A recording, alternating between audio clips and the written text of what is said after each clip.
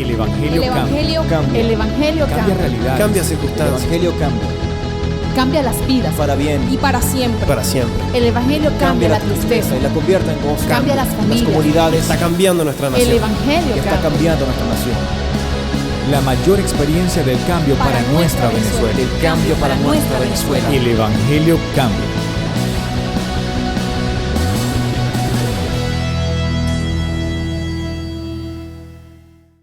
Acompáñame al libro de los Hechos a leer unos versos de la palabra de Dios que le va a bendecir. Título de este mensaje: Jesús, la piedra angular. Diga conmigo: Jesús, la piedra angular o principal. Libro de los Hechos, capítulo 4.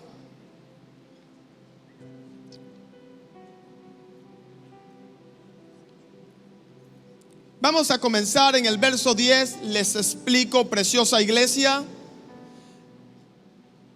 Viene en el capítulo 3 la curación de un cojo a través de la vida de Pedro y de Juan. Luego, por la curación de este cojo, hay un alboroto y ellos son puestos delante de un concilio religioso para ser interrogados, porque estaban molestos los religiosos, porque Dios hubiese usado a Pedro y a Juan y no a ellos para hacer un milagro. Estaban los principales religiosos de la ciudad, y en el verso 10, en el verso 9, Pedro le responde a ellos lo siguiente, y le dice: puesto que hoy se nos interroga acerca del beneficio hecho a un hombre enfermo y de qué manera éste haya sido sanado. Verso 10: sea notorio a todos vosotros y a todo el pueblo de Israel que en el nombre de Jesucristo de Nazaret, a quien vosotros crucificasteis y a quien Dios resucitó de los muertos, por él este hombre está en vuestra presencia sano.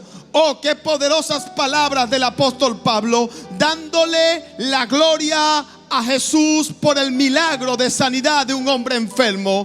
Aquí está un hombre de Dios frente a un concilio religioso, exaltando y poniendo a Jesús como la principal piedra del ángulo, o como lo más importante de toda palabra que se predica en esta tierra. Y viene el apóstol Pedro y le dice a ellos: es por Jesús quien este hombre está sano, no es por mi ministerio, no es porque yo soy un hombre que ora demasiado, no es porque yo tengo el ministerio de sanidad, es por Jesús, y Él es la piedra angular, y a Él sea toda la gloria y todo el honor.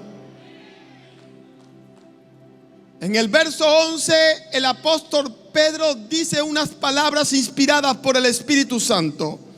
Este Jesús es la piedra reprobada por vosotros los edificadores. Es interesante estas palabras que el Espíritu Santo puso en la boca del apóstol Pedro, porque le dice: este Jesús es la piedra reprobada, o la piedra principal, o la piedra angular, que ustedes no usaron para edificar su imperio, para edificar sus ministerios, o para edificar su iglesia. Y le dice: la cual ha venido a ser cabeza del ángulo, la cual ha venido, o Dios ha puesto para ser la piedra principal en la construcción de todo lo que hacemos para Dios. Pedro le estaba diciendo a una élite religiosa: ustedes, los que han edificado la iglesia de Jesús, desecharon a la piedra principal con que se edifica la iglesia de Cristo. Y por cierto, esa piedra es la piedra angular, o es la que Dios ha puesto como columna y baluarte de su iglesia. Es interesante que el apóstol Pedro le está hablando a gente que está edificando la supuesta iglesia de Dios, y le está diciendo: ustedes están edificando, pero sin la piedra angular. Jesús mismo enseñó en una parábola y dijo: el que construye sobre arena, yo le voy a decir que está haciendo, edificando sobre algo que no tiene fundamento. Cuando venga la tempestad, cuando venga el viento, cuando venga el huracán, va a caer esa casa porque no está edificada sobre la piedra. Pero el hombre prudente, el hombre entendido, el que tiene revelación que Jesús lo es todo y que fuera de él no hay nada, entonces edifica en la piedra angular que es Jesús. Parece que hemos perdido el mensaje de Jesús, parece que la iglesia lo perdió, parece que los edificadores de la iglesia perdieron a Jesús, perdieron su mensaje y lo sacaron como piedra principal en el edificio que hicieron. Por eso hoy en día se están derrumbando grandes imperios religiosos, porque Jesús nunca fue la piedra angular de esos edificios religiosos. Y Dios hoy está levantando una iglesia donde Jesús es el Señor, donde Jesús es el único y soberano Dios y Señor de la iglesia. Y ese es el mensaje de Jesús que le estamos predicando. No estamos edificando un templo. Edificar un templo y edificar la iglesia de Cristo son dos cosas totalmente diferentes. No me malinterprete. No estoy hablando de edificarle un templo a Dios. Estoy hablando de edificarle su esposa, de edificarle su iglesia, la cual Él viene a buscar y la cual es a la medida de la estatura de Jesús. Esa es la iglesia que estamos edificando. Y la Biblia nos enseña que sin Jesús es imposible edificarle a Él una iglesia. ¿Podremos edificar ministerios sin Jesús? Claro. ¿Podemos edificar templos sin Jesús? Claro. ¿Podemos edificar concilio sin Jesús? Claro. Podemos hacer grandes edificios y grandes obras y Jesús no puede o podría no estar en ellos. Serían grandes torres de Babel. No hemos aprendido las palabras que dijo el apóstol Pablo en Primera de Corintios, capítulo 3. Y dice: porque nadie puede poner otro fundamento que el que está puesto, el cual es ¿qué? El cual es Jesucristo. Hoy estamos hablando de Jesús. Nuestro pastor solo habla de Jesús y muchos se burlan y se ríen. Y ahora, puro Jesús. Pero es que Jesús lo es todo. ¿No dice la Biblia: Él es el alfa y la omega, principio y fin? Si tú te vas al principio está Jesús, y si te vas al fin está Jesús, y si te vas al medio está Jesús. Entonces Jesús lo es todo. ¿No dice la Biblia que Él es la piedra angular para edificar una iglesia? ¿Cómo podemos edificar sin Jesús? Y esto era lo que el apóstol Pedro le estaba diciendo a la élite religiosa. Ese Jesús que ustedes crucificaron, que ustedes los edificadores, porque ustedes están edificando, sí es verdad, pero no le están edificando una iglesia a Jesús, porque sacaron a Jesús como la principal piedra del ángulo. Nosotros somos edificadores de lo que Dios quiere hacer en Venezuela. Usted es un edificador, pero sabe, el perito y arquitecto es Dios. Los planos los tiene Dios, y en esos planos Jesús es la principal piedra del ángulo. Imagínese usted a un edificador que está haciendo un edificio, el que lo edifica, queriendo ser el arquitecto y cambiando puertas y cambiando todo a lo que se debe hacer. Pues eso ha sucedido en la iglesia. Hemos desechado a la principal piedra del ángulo. Yo creo que estas palabras del apóstol Pedro a este concilio religioso hoy siguen teniendo vigencia y retumbando en todos los continentes. ¿Dónde han puesto a mi Señor Jesús?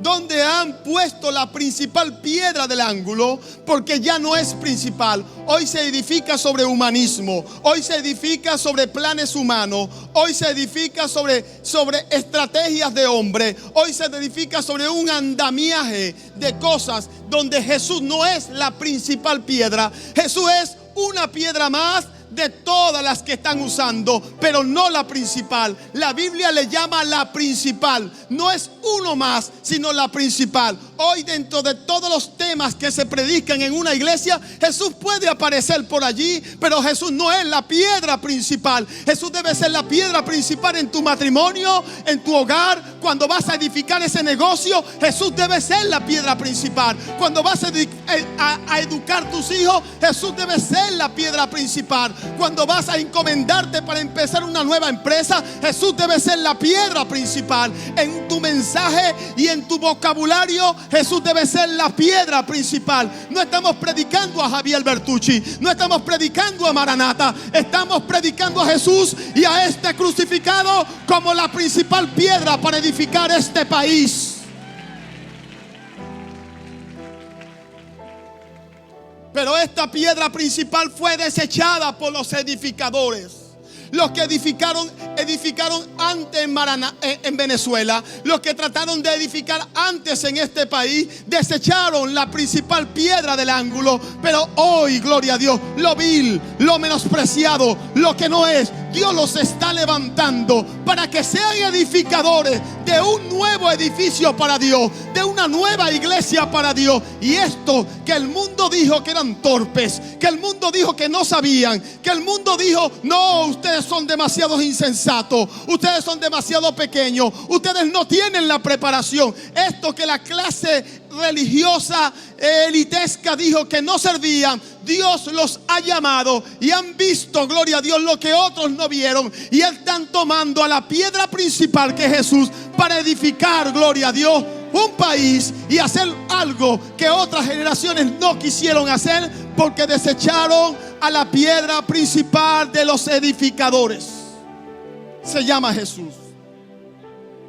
Por eso no importa que soplen vientos sobre el país, no importa que vengan huracanes sobre el país, no importa que den con ímpetu contra esa casa, no va a caer, porque está fundamentada sobre Jesús.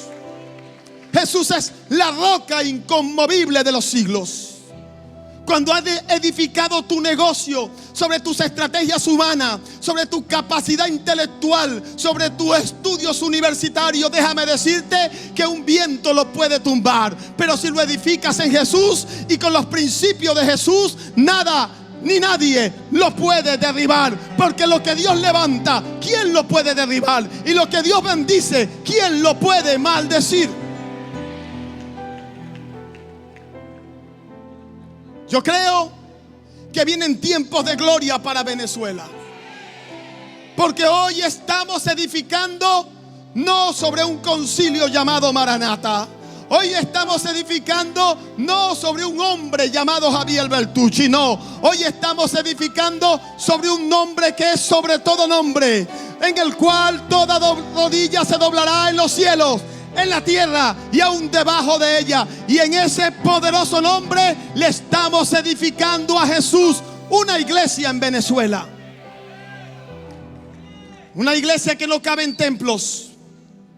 Una iglesia que solo entra en el corazón de los venezolanos. Y ese es el Jesús que estamos predicando.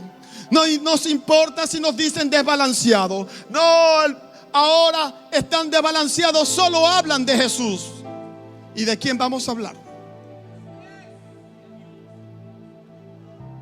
Acompáñeme al libro de Hebreos. Yo tengo Biblia para decirles algunas cosas.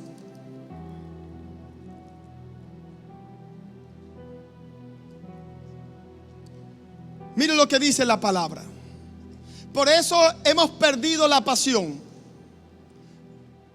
Porque el único amor que apasiona es el amor de Jesús. Cuando la iglesia dejó de hablar de Jesús, cuando la iglesia dejó de predicar de Jesús, cuando los edificadores de la iglesia sacaron a Jesús de la iglesia, y ya Jesús no era el mensaje de la iglesia.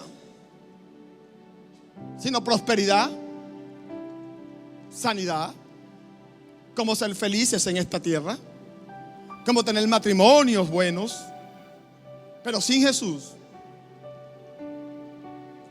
Entonces la iglesia se fue tras todas esas cosas que la Biblia le llama añadiduras, pero no es reino. Y por ir de tanto predicarle las añadiduras a la iglesia, y de tanto predicarle añadidura y añadidura y añadidura y añadidura, que no es que no sean bíblicas, pero no es el reino. La Biblia lo describe como añadiduras del reino, no es reino. De tanto predicarle las añadiduras, la iglesia se fue tras esas añadiduras y perdió el reino. Desecharon a Jesús como la principal piedra del ángulo, y ahora Jesús es parte de lo que yo digo.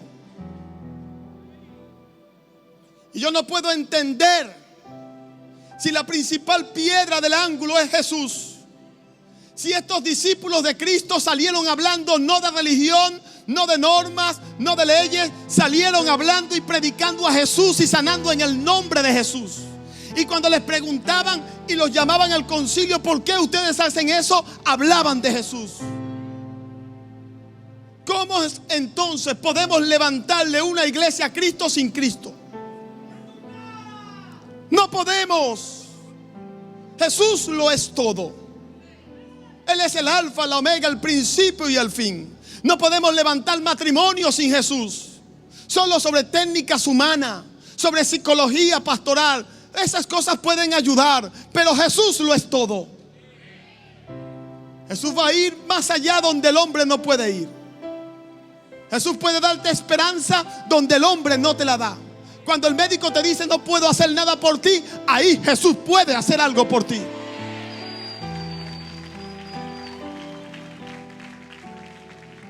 Cuando el venezolano dice ya no se puede hacer nada por este país, es cuando Jesús dice, gloria a Dios, yo abro ríos en la sequedad y manantiales de aguas en el desierto.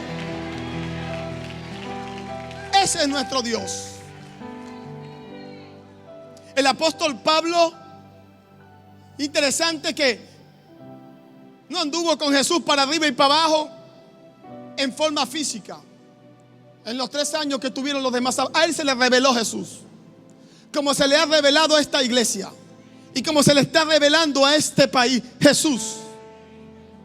Y este hombre de Dios escribe a la iglesia de Hebreos, una iglesia judía, una iglesia que venía de las normas, de lo que son los rituales religiosos de los judíos, de toda esa cantidad de ritualismo.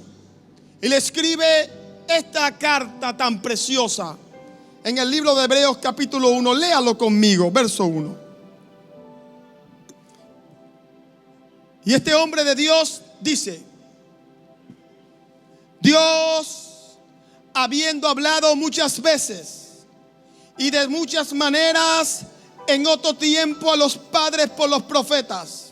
Es interesante que el apóstol le aclara: Dios en el tiempo pasado, habiendo hablado muchas veces y de muchas maneras. Dios tiene muchas formas de hablarte. Dios no solamente te habla en una forma, Él tiene muchas maneras de hablarte. Una de esas puede ser hoy que Dios te está hablando. Otra, Dios te puede hablar al corazón. Dios tiene muchas formas y muchas maneras.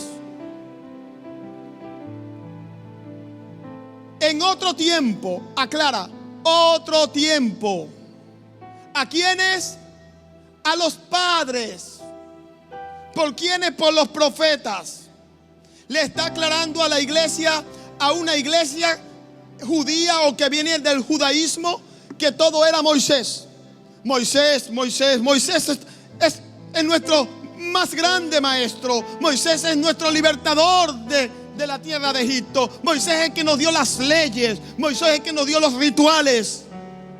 Pablo se aparece a esa iglesia, a esa gente, y le dice: Dios, habiendo hablado muchas veces y de muchas maneras en otro tiempo. Hay un cambio de época. Oiga, hay un cambio de época. Lo hizo a nuestros padres por los profetas.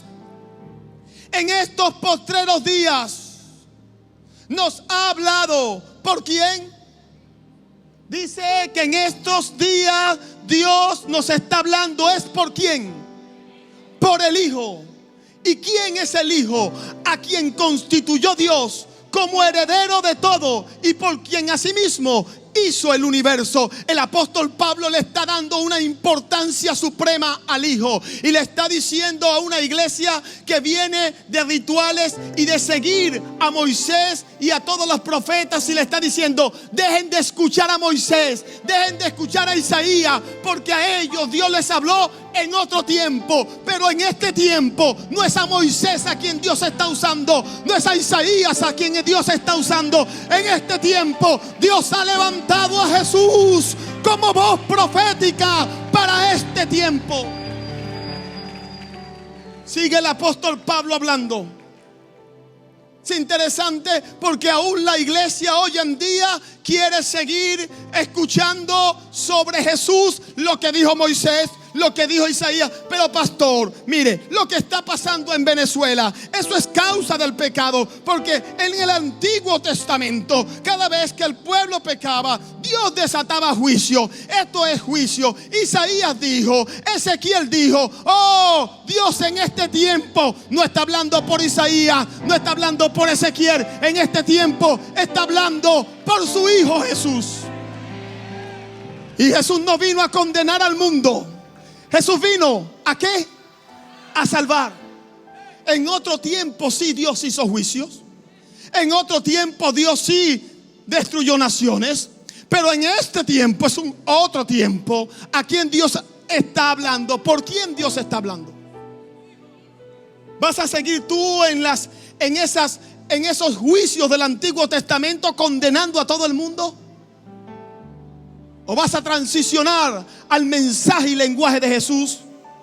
Cuando le dijo a los discípulos: ¿por qué ustedes quieren que yo destruya con fuego estas ciudades samaritanos? ¿De qué espíritu sois vosotros? Yo no he venido a perder gente, sino a ganarlos. ¿Sabe? Los discípulos de Jesús estaban todavía en el pasado. ¿Quieres que hagamos como Elías? Elías oró y descendió fuego del cielo y los mató a toditos. ¿Quieres que hagamos eso, Señor Jesús? ¿Quieres que clamemos y que venga fuego del cielo y los mate a todos como Elías? Jesús le dijo: ese no es mi espíritu, ese no es el tiempo, eso fue en otro tiempo. Este es el tiempo de la dispensación de la gracia, del amor de Dios hacia un mundo que está necesitado de ese amor. Pero queremos vivir en los juicios del pasado. Sigue Dios hablando. Cuando habla de Jesús, está hablando y le dice: Jesús no es cualquier persona. Jesús es a quien Dios constituyó como heredero de todo y por quien asimismo hizo el universo. El universo no fue hecho por Moisés, no fue hecho por Isaías, ni por ningún profeta de la Biblia. El universo fue hecho por Jesús. Y sigue diciendo en el verso 3: el cual, siendo el resplandor de su gloria y la imagen misma de su sustancia, y quien sustenta todas las cosas con la palabra de su poder, habiendo efectuado la purificación de nuestros pecados por medio de sí mismo, o por medio de la muerte de Jesús en la cruz, se sentó a la diestra de la majestad en las alturas. En el verso 4 dice: hecho tanto superior a los ángeles, cuanto heredó más excelente nombre que ellos. Pablo le dice a la iglesia de los hebreos: hey, Jesús es más superior que Miguel y que Gabriel, los ángeles más admirados de los judíos. Y ahí comienza el apóstol Pablo a partir del verso 5 a decir: Jesús es superior a los ángeles. Le dice a los judíos: Jesús es más grande que los ángeles. Sigue en el capítulo 3 y le dice a los judíos o a los hebreos: Jesús es superior a Moisés, porque el héroe de los judíos es Moisés. Y viene Pablo y le dice: hey, hay un superhéroe más grande que el de ustedes, y no es Moisés, se llama Jesús y es superior. Y empieza a disertar por qué Jesús es superior a Moisés. Luego sigue el apóstol Pablo disertando a la iglesia de Hebreos y le tumba a otro de los diositos de los judíos y le dice: Jesús es el gran sumo sacerdote, en el capítulo 5, y le dice: es más grande que Samuel, es más grande que Melquisedec, y es más grande que todos los sacerdotes que existieron en el pasado. Viene Pablo diciendo: Jesús es superior a los ángeles, Jesús es superior a Moisés, Jesús es superior a cualquier otro sacerdote. Sigue hablando.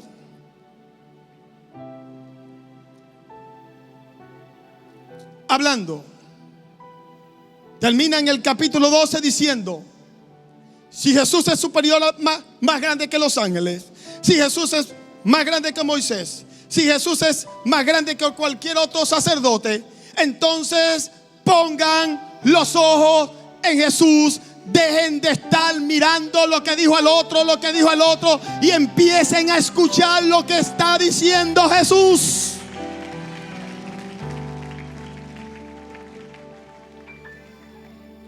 Pero si usted lee a Jesús, como lo leímos ahorita en Juan 3:16, porque no ha enviado Dios a su Hijo a condenar al mundo, sino para que el mundo sea salvo por él. Y se va a los juicios de Jeremías o de Daniel en sus visiones. Usted te va a decir: aquí lo que viene para Venezuela, esto es lo que viene, destrucción. Porque Dios, cada vez que el pueblo de Israel se apartaba, le venía juicio y le venía esto. Pero ¿a quién vas a escuchar en este tiempo? ¿Qué dice la palabra de Dios? Habiendo hablado en otro tiempo, ahora nos está hablando. ¿Por quién? Ahora, en este tiempo, ¿por quién te está hablando? ¿Y por qué te está hablando por Jesús? Porque es superior a los ángeles, porque fue puesto a la diestra de Dios, porque quitó el pecado, porque es el gran sumo sacerdote, porque es superior a Moisés. Por tanto, gloria a Dios, pongan los ojos en él. El apóstol Pablo se tarda varios capítulos en Hebreo sencillamente para llegar a la conclusión de que debemos poner los ojos en Jesús. Si nuestra predicación debe ser Jesús, si nuestros ojos deben estar puestos en Jesús, ¿cómo entonces no predicar a Jesús en Venezuela?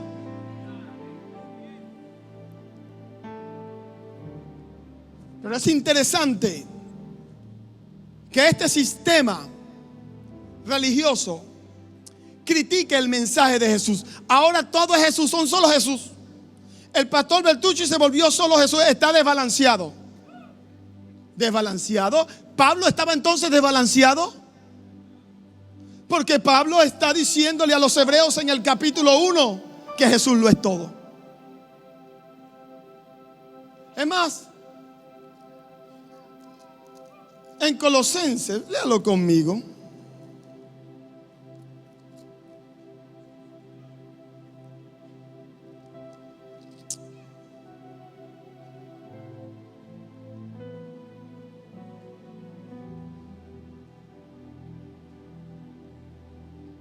Dice que en el capítulo 2, verso 3 de Colosenses, dice que en Jesús están escondidos todos los tesoros de la sabiduría y del conocimiento.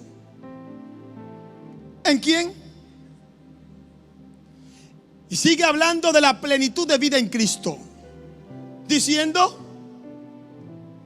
que vosotros estáis completos en Jesús, que es la cabeza de todo principado y potestad.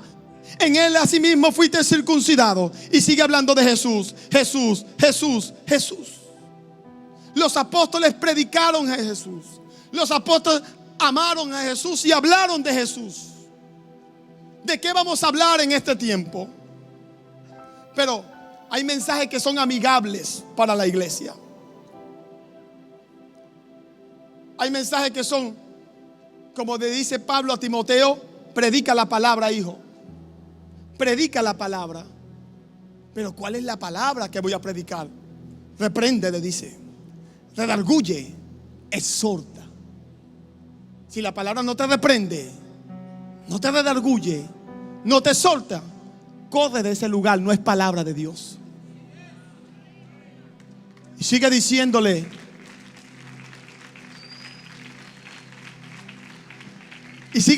a Timoteo, su hijo: predica la palabra, reprende, redarguye, exhorta, porque vendrán tiempos, y este es el tiempo, donde no sufrirán la sana doctrina, o no querrán escuchar la doctrina que les sana y les bendice, sino que teniendo comezón de oír, o queriendo oír lo que les hace cosquilla, o queriendo oír solamente lo que les gusta, se amontonarán muchos.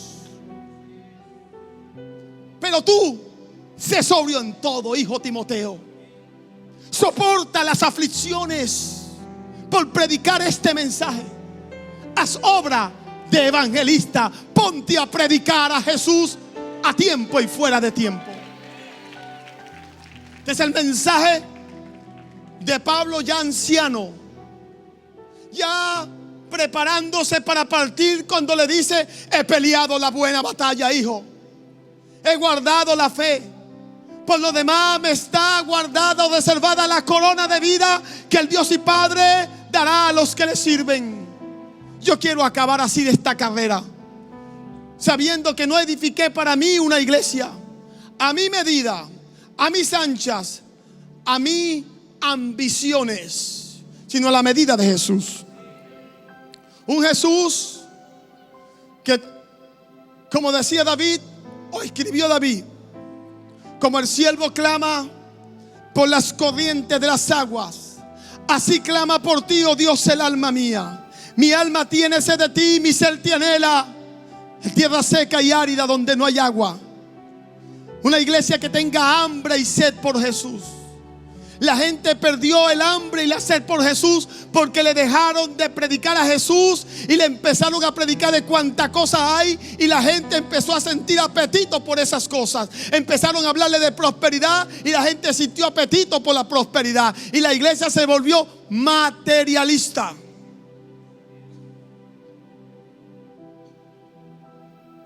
Cuánta cosa hay que a la gente le guste. Perdió la iglesia el hambre y la sed por Jesús. Y al perder el hambre y la sed, perdieron la pasión por Él. La iglesia se enfrió, y no hay cosa más peligrosa que una iglesia fría. Dios se le aparece a la iglesia en Apocalipsis capítulo 2 y le dice: tengo contra ti que has perdido esa pasión, ese primer amor. Iglesia, cuidemos lo que tenemos. Podemos perder ese amor por Jesús. Podemos estar en un lugar y no demandar de Jesús. Perder esa pasión que nos caracteriza por predicar a Jesús. Y ya venir a predicar o venir a la iglesia como arrastrando los pies.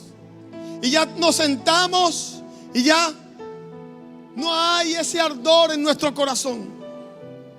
Ya no hay eso que dijeron los discípulos: no nos ardía nuestro corazón mientras nos hablaba. Ya no hay eso. Nos sentimos que como vinimos, salimos. Y a veces decimos: no, Dios no estuvo en el lugar. El pastor no oró suficiente, no buscó a Dios lo suficiente. Pero ¿por qué pasa eso? Porque no hay demanda en la iglesia. Porque no hay demanda en el pueblo. Y esa es la exhortación que Dios le hace a la iglesia de Apocalipsis. Perdiste ese amor, perdiste esa pasión de tu principio, por lo cual mira de dónde has caído, mira de dónde estabas antes y dónde estás ahora, y vuelve otra vez allá, porque si no, yo vengo por ti. Es peligroso, iglesia, perder esa pasión por Jesús. Es peligroso desechar a Jesús de nuestros planes. Un hermano me comentaba algo que le sucedió dentro de la iglesia. Me decía: pastor, él venía a buscar una explicación. Me decía: yo vengo del mundo, de ser un experto en el mundo, porque fui de todos los pecadores el más pecador. Soy experto en pecado. Esas son sus palabras, no las mías. Experto. Pienso que cuando llegué a la iglesia me la sabía toda. Y conozco a Jesús, me enamoro de Él. Y emprendo un negocio, una cosa. Y con alguien que es cristiano también. Pues pastor, me embaucó, me engañó. Y lo perdí todo. Y me dice: ¿por qué, pastor?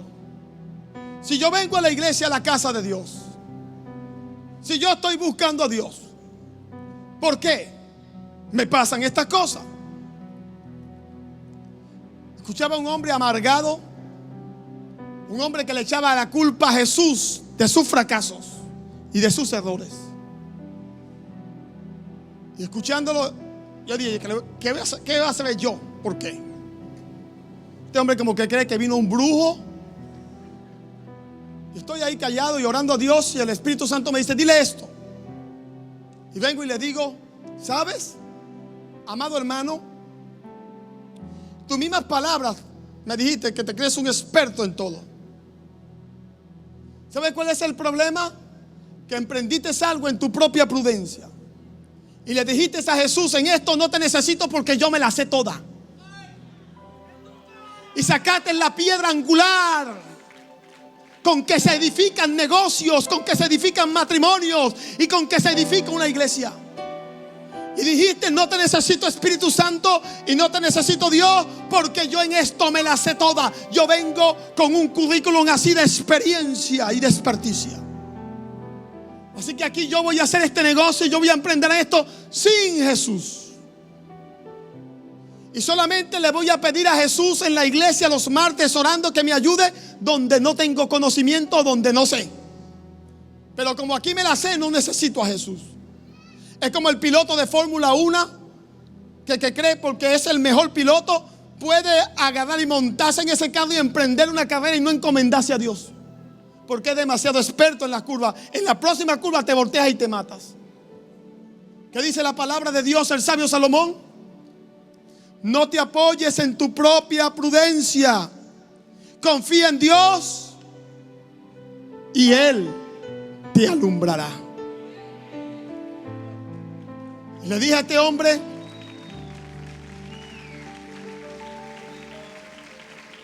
tu problema es que no has aprendido a edificar con Jesús aún en tu área de conocimiento donde sabes. Bajó la cara y me dijo: hoy, pastor, nunca había visto eso. Sí, es verdad. Estuve tan seguro del negocio, estuve tan seguro de lo que estaba haciendo en mi experiencia, en mi conocimiento, que me apoyé más en mi propia prudencia que en Jesús. Y deseché a Jesús como la piedra principal.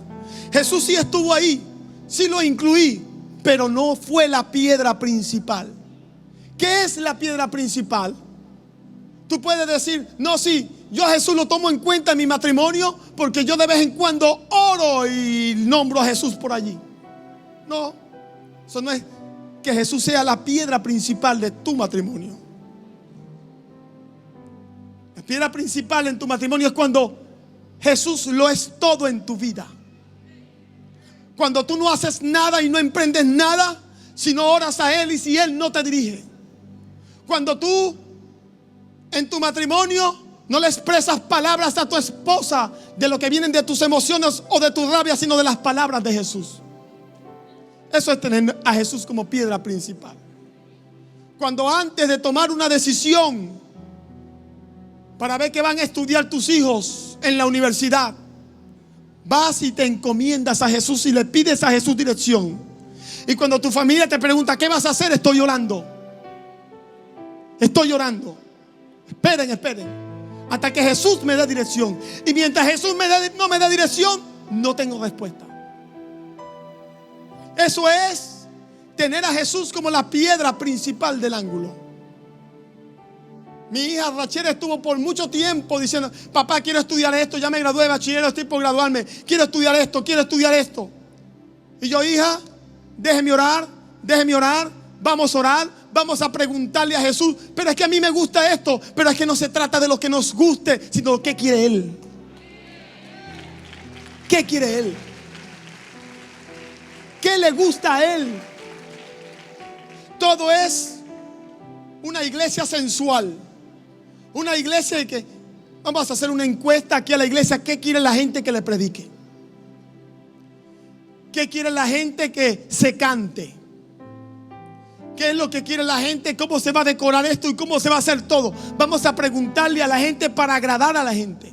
Pablo decía, si yo agradara a los hombres no fuera siervo de Jesucristo. No se trata de lo que te agrada a ti, sino que le agrada a Él. Eso es tener a Jesús como piedra principal del ángulo. Jesús, ¿qué quieres que yo estudie para yo servirte? ¿Cuáles son tus planes para mi futuro, Jesús? Para yo estudiar una carrera que vaya en función de tus planes y no una que vaya en función de mis planes, sino de los tuyos. Pero hoy en día los jovencitos, me gusta esta, me caso.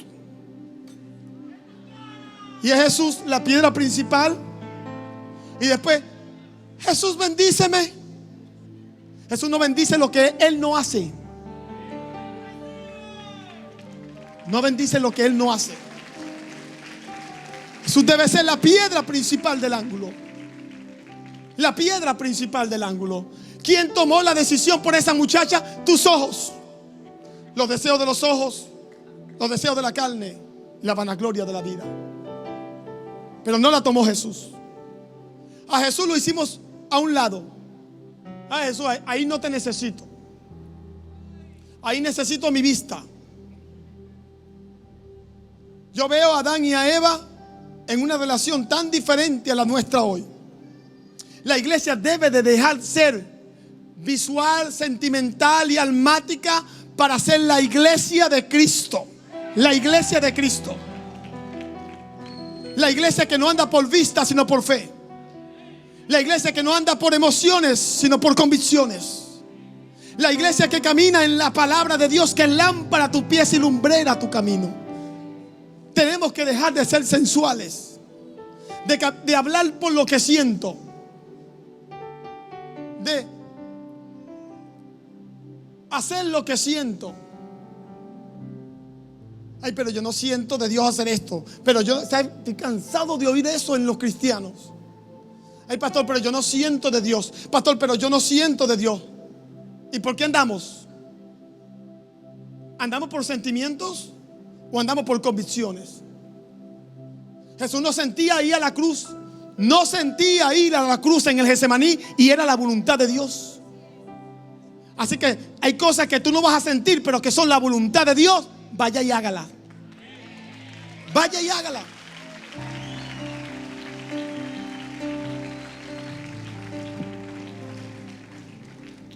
Y aquí le voy a decir algo para bendecirles antes de terminar. Capítulo 1 de Génesis. No sé por qué lo quiero decir, pero alguien aquí o algunos aquí lo necesitan.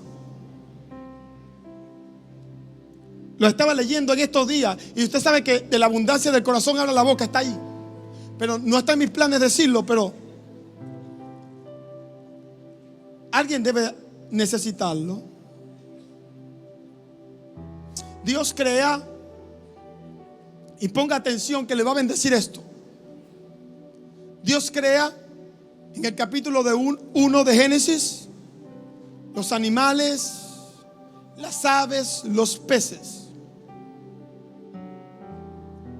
En el verso 27 crea al hombre. O en el verso 27. Crea Dios al hombre a su imagen. A imagen de Dios los creó, varón y hembra los creó.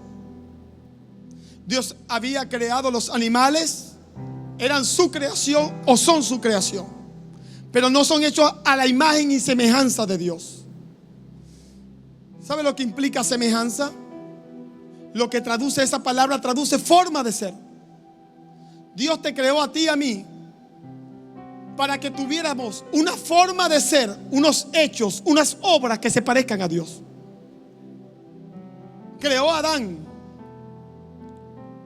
con la capacidad no solo de parecerse, o entienda, no se trata de parecerse físicamente, sino en su forma de ser y de actuar a Jesús, a Dios. Y lo crea a imagen y semejanza de Dios. Los animales no tienen imagen, no tienen semejanza. Ellos se manejan por instintos y viven su vida por instintos. Dios crea en un cuerpo de carne a un hijo que antes de la caída era esencialmente espiritual. Ponga atención. ¿Qué quiere decir esto? Que aunque Adán tenía un cuerpo de carne, la mayor influencia para tomar decisiones en su vida no eran los ojos, los oídos, los sentidos o el gusto. Era una fuerte percepción espiritual de lo que él debía hacer. No eran los sentidos lo que influenciaban su vida. Era su relación con Dios, caminar con Dios. Era un ser esencialmente espiritual. Tan espiritual que cuando Dios le hace a la mujer, y aquí es donde voy a entrar en tema,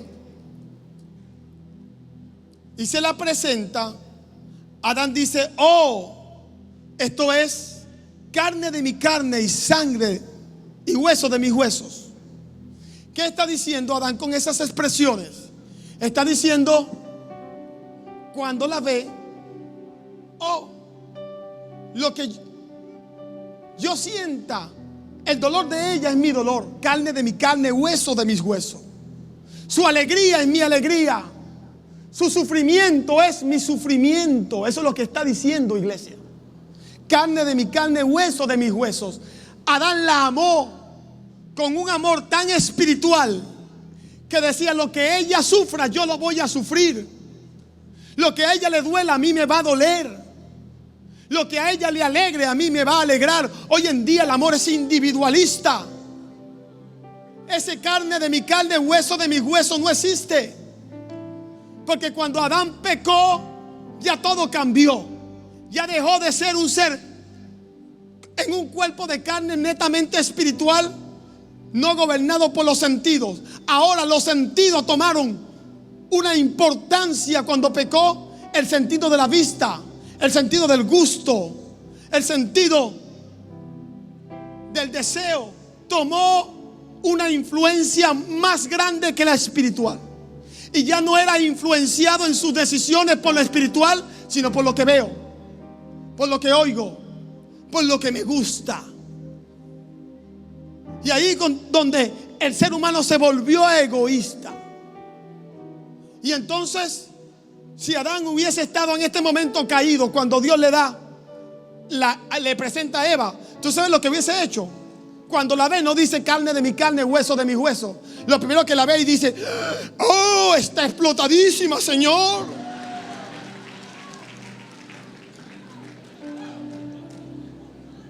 O le hubiese dicho: oh, lleva a Dios, hazme un agrandamiento aquí de seno porque lo tiene muy chiquito.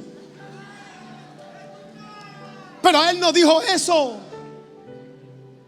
Él dijo: oh, yo voy a vivir para hacerla feliz. Lo que a ella le duela, a mí me va a doler. Lo que a ella le alegre, a mí me va a alegrar.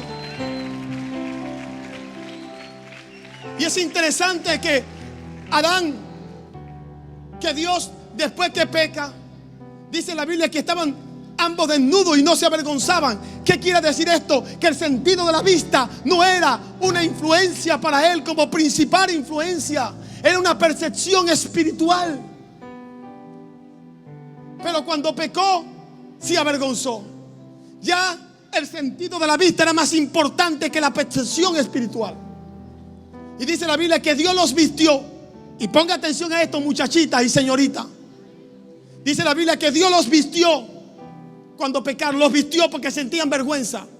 O sea, Dios los vistió para tratar de disminuir la influencia de la vista, de los sentidos, para disminuir a los viste. Y es interesante que Dios viste a la mujer para tratar de disminuir la influencia de los sentidos, y las chicas en la iglesia hoy se desvisten para aumentar la influencia de los sentidos. Oh, gloria a Dios. Y ese es el problema. Este es el problema. Hemos sacado a Jesús y ahora la vista es más importante, lo que oigo es más importante, por lo cual hay que predicar mensajes amigables a la iglesia. Hay que hacer lo que la gente le complace. Tengo que complacer al sistema religioso. Tengo que vivir para complacer a todo el mundo. ¿Y dónde queda la piedra principal? Gloria a Dios, llamada Jesús. Por eso, jovencita, me causa tristeza cuando tratas de desvestir lo que Dios vistió. Y lo que Dios vistió, por cierto, para disminuir la influencia de los sentidos sobre la percepción de su creación. Oh, gloria a Dios. Porque yo quiero atraer. Porque yo quiero gustar. Oh, gloria a Dios. Los zamuros comen carne. Atraiga zamuro. Pero si quieres agradar a Dios y que Él te traiga como se lo trajo a Adán, su esposa o tu esposo, sírvele y agrádale. Y en ese agradar y en ese servir, Dios te va a traer lo que tiene para tu vida. El Evangelio cambia. El Evangelio Cambia cambia. realidades. Cambia El circunstancias. Evangelio cambia. Cambia las vidas. Para bien. Y para siempre. Para siempre. El Evangelio cambia la tristeza. y la convierte en gozo. Cambia las familias. comunidades. Está cambiando nuestra El nación. Evangelio Está cambia. cambiando nuestra nación. La mayor experiencia del cambio para nuestra Venezuela. El cambio para nuestra Venezuela. El Evangelio cambia.